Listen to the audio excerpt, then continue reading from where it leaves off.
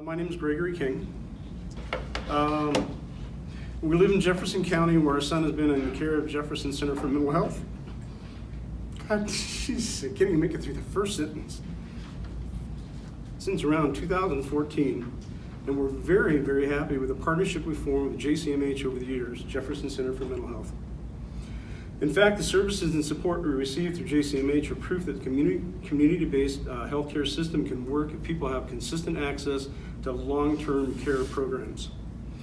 However, in my opinion, access to consistent long-term mental health care is out of reach for 95% of the Colorado citizens in need. Of course, I'm just making up the numbers, but I know from personal experience that people are confused, frustrated, and lost because there is no system.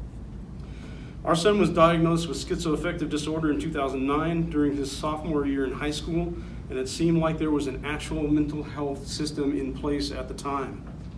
We really thought there was something. The initial warning from the high school counselor was timely. She noticed that her son was struggling with keeping up in class and having issues with social interaction with other students, so she ran a standard battery of tests.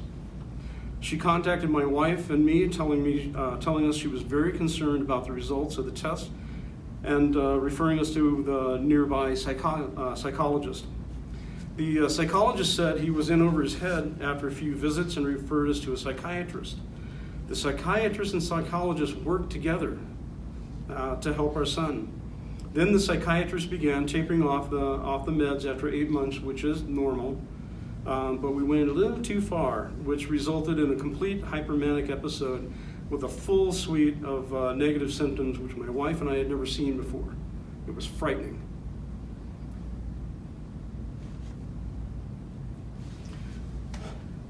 This, of course, led to the familiar cycle of highly ineffective, short-term mental health fire drill. You know, the 48-hour M1 hold, desperately calling around for a bed somewhere, transfer to Centennial Peaks or whatever for 2 weeks over medication, and then the eventual release back into the parents' care with absolutely no resources and some stupid, meaningless safety plan in hand. You know what I'm talking about. I'm sure all of you are familiar with this. Anyway, after 2 rounds of this circus, he was eventually referred to Devereaux Cleo Wallace. Cleo Wallace was awesome. He spent his sophomore and junior years at Cleo Wallace, where he was quite successful. In fact, he spent his senior year at his regular high school due to Cleo Wallace, where he graduated with his class and the few friends he had left. Now we enter into the second phase. There's 3 phases of this story. We entered the second phase of our experience, where we were completely adrift for 2 years when he became an emancipated adult. And all of you know what that means. Any pretense of an organized mental health care system was ripped away once my son reached the age of 18.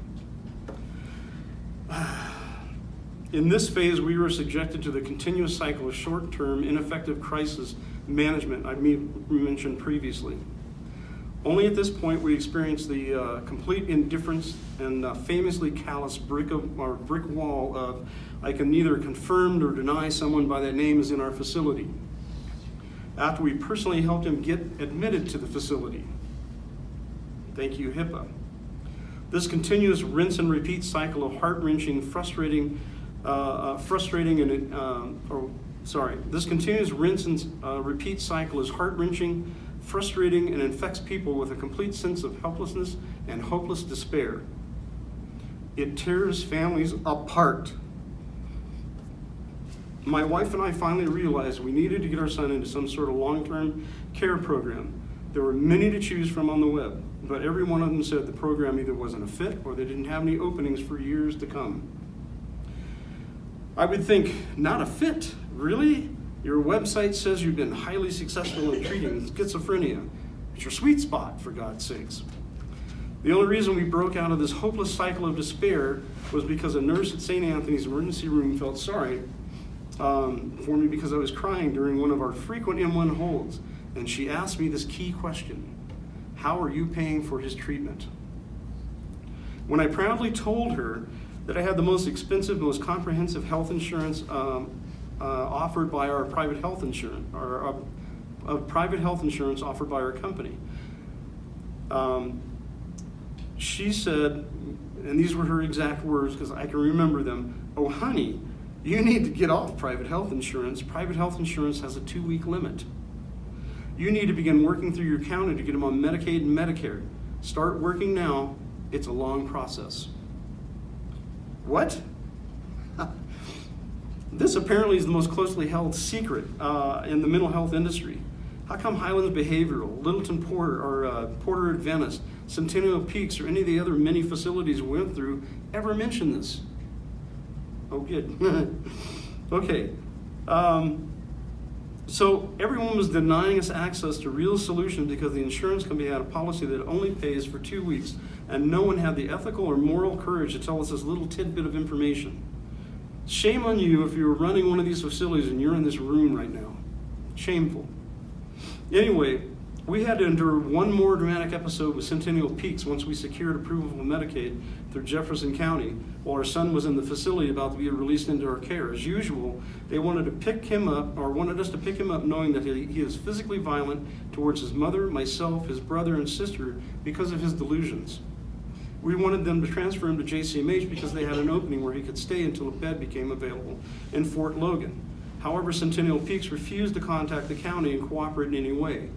I'll skip the other part because I finally got a hold of somebody who says, hang up right now, call your insurance company and take him off your insurance and tell Centennial Peaks he has no insurance coverage. That forced Centennial Peaks to actually call the county, which then allowed him to go to JCMH, which led to Fort Logan, which gave him a 6-month period of time on a stable program where he could see that life could be different if he could stay on the meds for long enough. So this brings me to my current situation, and I'm almost done. Although not perfect all the time, JCMH has really stepped up to take responsibility for his care.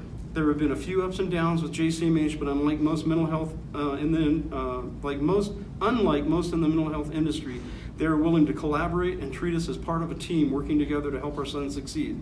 He is currently, this is the important part, he is currently working with the ACT team at JCMH. They have taken over all of the things we used to fulfill for our son, like picking up his meds, taking him to doctor's appointments, taking him shopping for food and clothing. They cancel him and meet him face to face twice a week. For gosh sakes, they even got him on a short list for Section 8 housing, did all the paperwork to get him in an apartment, and his counselor even picked him up, him and his belongings up in a van and moved him to the new apartment. I would also like to commend St. Anthony's and West Pines for the 2 places that treated us nice. In conclusion, I would urge you to include much more funding, if possible, for high-intensity therapy programs like ACT. This is a highly, highly effective and much-needed service. Thank you.